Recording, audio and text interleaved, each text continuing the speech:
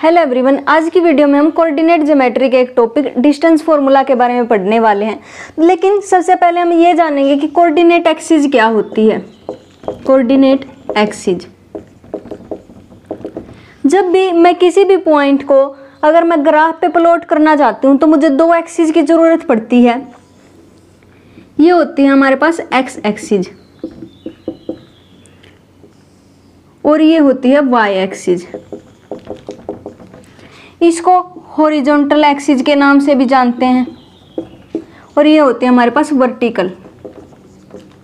और जहाँ पर ये एक्स एक्सिस और वाई एक्सिस एक दूसरे को कट करते हैं उस पॉइंट को हम कहते हैं ओरिजिन। और बेसिकली इसको 0 0 से रिप्रेजेंट कर देते हैं, मतलब यहाँ पर x की वैल्यू भी 0 है और y की वैल्यू भी 0 है। और अगर मैं इसको आगे बढ़ाती हूँ तो ये कौन सी एक्सिस बन जाती है? ये बन जाती है एक्स डैश एक्सिस। और अगर मैं इसको आगे बढ़ाती हूँ तो ये कौन सी एक्सिस बन जाती है? Y dash axis. यहाँ पर सारी की सारी वैल्यू क्या होती हैं? पॉजिटिव में होती हैं। यहाँ पर हम लिखते हैं 1 2 3 4 अप टू इनफाइनाइट। और यहाँ पर भी हम लिखते हैं 1 2 3 एंड सो ऑन। और इस तरफ क्या होता है? एक्स डैश की तरफ नेगेटिव में आ जाते हैं ये सारे के सारे नंबर। और वाई डैश पे भी क्या होता है कि नेगेटिव में आ जाते हैं, -1 -2 एंड सो ऑन। अगर मैं किसी भी पॉइंट को ग्राफ पे प्लॉट करना चाहती हूँ तो मुझे दो एक्सिस की ज़रूरत पड़ती है, एक्स एक्सिस और वाई एक्सिस। इसको मैं हॉरिजॉन्टल एक्सिस भी कहती हूँ और इसको क्या कहती हूँ? Vertical axis. अब अगर कोई भी पॉइंट है उसकी वाई एक्सिस से मैं अगर डिस्टेंस निकालती हूँ, अगर कोई भी पॉइंट है उसकी मैं वाई एक्सिस से डिस्टेंस निकालती हूँ तो उसको मैं क्या बोलती हूँ? एब्सिसा। एब्सिसा। और एक्स कोऑर्डिनेट के नाम से भी जानती हूँ, एक्स कोऑर्डिनेट। और अगर मैं किसी पॉइंट की एक्स एक्सिस से डिस्टेंस कैलकुलेट करती हूँ, एक्स एक्सिस से डिस्टेंस कैलकुलेट करती हूँ तो उसको मैं क्या बोलती हूँ? ऑर्डिनेट। और इस पॉइंट को मैं क्या कहती हूँ? Y coordinate. Y coordinate. तो इसका मतलब अगर मैं किसी पॉइंट की वाई एक्सिस से डिस्टेंस कैलकुलेट करती हूँ तो उसको क्या कहूँगी? एब्सिसा कहूँगी। और वो पॉइंट कौन सा बन जाएगा? एक्स कोऑर्डिनेट कहलाएगा। और इसी तरीके से अगर मैं किसी पॉइंट की एक्स एक्सिस से दूरी फाइंड आउट करती हूँ तो वो क्या बन जाता है? ऑर्डिनेट बन जाता है। और वो क्या कहलाता है? वाई ऑर्डिनेट कहलाता है। अगर कोई भी पॉइंट यहाँ पर है, मैं मान लेती हूँ कि इसके कोऑर्डिनेट क्या है? एक्स कोमा वाई है। तो जब भी मैं किसी पॉइंट को कोऑर्डिनेट एक्सिस पर रिप्रेजेंट करती हूँ उसको किस में रिप्रेजेंट करती हूँ? मैं ऑर्डर पेयर के अंदर रिप्रेजेंट करती हूँ। Ordered pair. ऑर्डर्ड पेयर के अंदर रिप्रेजेंट करती हूँ। इसका मतलब y comma X, X comma Y के इक्वल नहीं है, इसलिए ये क्या है? ऑर्डर्ड है। तो अगर ये दोनों इक्वल होना चाहते हैं तो क्या होना पड़ेगा? एक्स को वाई के इक्वल होना पड़ेगा, तब ही हम कह सकते हैं कि ये दोनों ऑर्डर पेयर एक दूसरे के कैसे हैं? इक्वल हैं। अदरवाइज ये दोनों ऑर्डर पेयर डिफरेंट समझे जाएंगे। अगर मान लिया मैं यहाँ पर 1 2 को रिप्रेजेंट करना चाहती हूँ तो ये जो पहले वाला कोऑर्डिनेट होता है ये तो होता है एक्स और ये दूसरे वाला कोऑर्डिनेट क्या कहलाता है? वाई। और अगर मैं इसको इस ग्राफ पे प्लॉट करना चाहती हूँ तो क्या करूँगी? सबसे पहले ओरिजिन से स्टार्ट करूँगी। मैं मान लेती हूँ मैं यहाँ पर हूँ, मुझे कहाँ चलना है? एक्स एक्सिस की डायरेक्शन में 1 यूनिट चलना है। एक्स एक्सिस की डायरेक्शन में 1 यूनिट चलना है तो मतलब यहाँ पर पहुँच जाऊँगी। फिर क्या कहता है कि एक्स एक्सिस की डायरेक्शन में 1 यूनिट तो मैं चली, अब मैं क्या करूँ कि वाई एक्सिस की डायरेक्शन में 2 यूनिट और चली जाऊँ। वाई एक्सिस की डायरेक्शन में 2 यूनिट चली जाऊँ तो यहाँ पर पहुँच जाऊँगी। तो इसका मतलब 1 2 पॉइंट कहाँ पर होगा? यहाँ पर होगा। इस तरीके से अगर मैं किसी पॉइंट को ग्राफ पे रिप्रेजेंट करना चाहती हूँ या कोऑर्डिनेट एक्सिस पर रिप्रेजेंट करना चाहती हूँ तो ऐसे रिप्रेजेंट कर सकती हूँ। अब हम बात करेंगे कि डिस्टेंस फॉर्मूला क्या होता है। डिस्टेंस फॉर्मूला, अगर मान लिया मैंने यहाँ पर एक और पॉइंट प्लॉट कर दिया, अब अगर मैं इन दो पॉइंट्स के बीच में डिस्टेंस निकालना चाहती हूँ तो इसके लिए हम क्या यूज करते हैं? डिस्टेंस फॉर्मूला यूज करते हैं। अब हम ये फाइंड आउट करने की कोशिश करेंगे कि डिस्टेंस फॉर्मूला को कैसे बनाया गया था और कौन सी ऐसी थ्योरम है जिसकी मदद से हम क्या कर सकते हैं, डिस्टेंस फॉर्मूला को फाइंड आउट कर सकते हैं। और डिस्टेंस फॉर्मूला होता क्या है, मैं इन दो पॉइंट्स के बीच में डिस्टेंस कैसे फाइंड आउट करूं अगर वो मुझे 2 पॉइंट दे के रखे। तो अब हम फाइंड आउट करेंगे कि डिस्टेंस फॉर्मूला बना कैसे है। तो इसके लिए हम क्या करते हैं, 2 एक्सिस लेते हैं। ये हमारे पास कौन सी एक्सिस है, एक्स एक्सिस, और ये है हमारे पास वाई एक्सिस।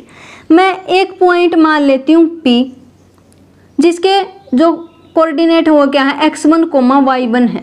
और एक पॉइंट मैं यहाँ मान लेती हूँ जिसके कोऑर्डिनेट क्या है, x2, y2 है।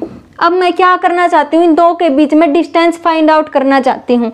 अगर मैं डिस्टेंस फाइंड आउट करना चाहती हूँ, मैं एक छोटा सा कंस्ट्रक्शन करूंगी, इसको तो P नाम दूंगी, इसको Q नाम दूंगी, और यहाँ से इस P पॉइंट से x एक्सिस पर एक परपेंडिकुलर ड्रॉ कर दूंगी जिसको मैं PM का नाम दूंगी। और इस Q से भी मैं x एक्सिस पर एक परपेंडिकुलर ड्रॉ कर दूंगी जिसको QN का नाम दूंगी। और फिर क्या करूंगी, इस P को इस Q से ज्वाइन कर दूंगी, और इस P पॉइंट से फिर इस QN पर क्या करूंगी, एक और परपेंडिकुलर ड्रॉ करूंगी जिसको मैं PR का नाम दूंगी। अब मेरे पास ये क्या बन जाता है, ये तो एक राइट एंगल ट्रायंगल है जिसकी R वर्टेक्स पर क्या बना हुआ है, 90 डिग्री का एंगल बना हुआ है। और जब भी हमारे पास राइट एंगल ट्रायंगल आता है तो हम क्या कर सकते हैं, पाइथागोरस थ्योरम यूज कर सकते हैं। और पाइथागोरस थ्योरम के बारे में हम प्रीवियस वीडियो में पढ़ चुके हैं। अगर मैं पाइथागोरस थ्योरम यहाँ पर अप्लाई करने की कोशिश करूँ तो मुझे क्या मिलेगा, पी क्यू, इसका होल स्क्वायर किसके इक्वल होगा, PR² plus QR² whole square. ये जो P पॉइंट है इसकी y एक्सिस से डिस्टेंस कितनी है, y एक्सिस से डिस्टेंस है इसकी x1, और इस R पॉइंट की y एक्सिस से डिस्टेंस कितनी है, x2। ये वाली डिस्टेंस कितनी है, x1 है, और ये पूरी डिस्टेंस कितनी है, ये है x2। अब मैं क्या फाइंड आउट करना चाहती हूँ, मैं तो PR की वैल्यू फाइंड आउट करना चाहती हूँ। तो इसका मतलब इस पूरे में से अगर मैं x1 माइनस कर देती हूँ, इस पूरे में से अगर मैं x1 माइनस कर देती हूँ तो क्या बच जाएगा, ये वाली डिस्टेंस बच जाएगी। तो इसका मतलब PR की वैल्यू हमारे पास क्या बन गई, x2 माइनस x1। और इसी तरीके से जो ये Q पॉइंट है इसकी x एक्सिस से डिस्टेंस हमारे पास कितनी है, वो है y2, और इस P पॉइंट का जो ऑर्डिनेट है उसकी डिस्टेंस x एक्सिस से कितनी हमारे पास, y1। फिर से मैं क्या करना चाहती हूँ, इसकी वैल्यू फाइंड आउट करना चाहती हूँ। तो इसका मतलब इस पूरे में से अगर मैं ये माइनस कर दूँ तो इसकी वैल्यू आ जाएगी, ये पूरी क्या है, y2। किसकी वैल्यू हमारे पास, ये QR की वैल्यू है, y2 माइनस हमारे पास क्या करना पड़ेगा, y1। तो यहाँ से हमें क्या मिला, QR की वैल्यू y2 माइनस y1 मिल जाती है। अब मैं क्या करूँगी, इसको यहाँ पर पुट कर दूँगी। इसका मतलब PQ होल स्क्वायर किसके इक्वल बन जाएगा, x2 minus x1 whole square plus y2 minus y1 whole square. ऐसा कुछ हमें मिल जाएगा। इसी को हम क्या कहते हैं, डिस्टेंस फॉर्मूला कहते हैं, डिस्टेंस फॉर्मूला कहते हैं। तो इसमें हमने क्या किया है, सबसे पहले हमने 2 पॉइंट लिए हैं, x1, y1, x2, y2। हमने क्या किया, यहाँ से एक परपेंडिकुलर ड्रॉ किया x एक्सिस पर, फिर इस Q पॉइंट से हमने क्या किया, x एक्सिस पर एक परपेंडिकुलर ड्रॉ किया, फिर हमने क्या किया, इस P एंड Q को ज्वाइन कर दिया, और हम इन्हीं के बीच में डिस्टेंस निकालना चाहते हैं, P पॉइंट और Q पॉइंट के बीच में। अब हमने क्या किया, इस P को यहाँ पर ज्वाइन कर दिया, तो ये हमारा क्या बन जाता है, राइट एंगल ट्रायंगल बन जाता है। और राइट एंगल ट्रायंगल बनने के बाद हमने किसकी हेल्प ली है, पाइथागोरस थ्योरम की। और पाइथागोरस थ्योरम की हेल्प से हमें क्या मिल गई, इनके बीच में डिस्टेंस मिल गई। इसी डिस्टेंस को मैं क्या बोलती हूँ, डिस्टेंस फॉर्मूला बोलती हूँ। अब अगर वो 2 पॉइंट दे 1 2 3 4, अगर मैं इनके बीच में डिस्टेंस निकालना चाहती हूँ तो मैं क्या करूँगी, इसको नाम दूंगी x1, y1, और इसको नाम दूंगी x2, y2। और x1 की जगह क्या पुट कर दूंगी 1, y1 की जगह क्या पुट कर दूंगी 2, और x2 की जगह पुट करूंगी 3, और y2 की जगह क्या पुट करूंगी 4, और इस फॉर्मूला में पुट कर दूंगी तो हमें इन 2 पॉइंट के बीच में क्या मिल जाएगी, डिस्टेंस मिल जाएगी। अब बात ये आती है कि डिस्टेंस फॉर्मूला का यूज हम कहाँ करेंगे मैथमेटिक्स में। तो कई बार वो क्या करता है, एक स्क्वायर बना के देता है, और ये वाले जो पॉइंट हैं इनके कोऑर्डिनेट लिख के दे देता है और ये पूछता है कि ये स्क्वायर बनाते हैं या नहीं बनाते। तो अगर मान लिया यहाँ से मैं यहाँ तक की डिस्टेंस निकालूँ इस फॉर्मूला से, फिर यहाँ से यहाँ तक की डिस्टेंस निकालूँ, यहाँ से यहाँ तक की और यहाँ से यहाँ तक की, अगर सारी डिस्टेंस इक्वल आ जाते हैं तब मैं क्या बोलूँगी, ये क्या है, स्क्वायर है। और अगर अपोजिट साइड की डिस्टेंस इक्वल आ जाती तो क्या बन जाएगा, रेक्टेंगल बन जाएगा।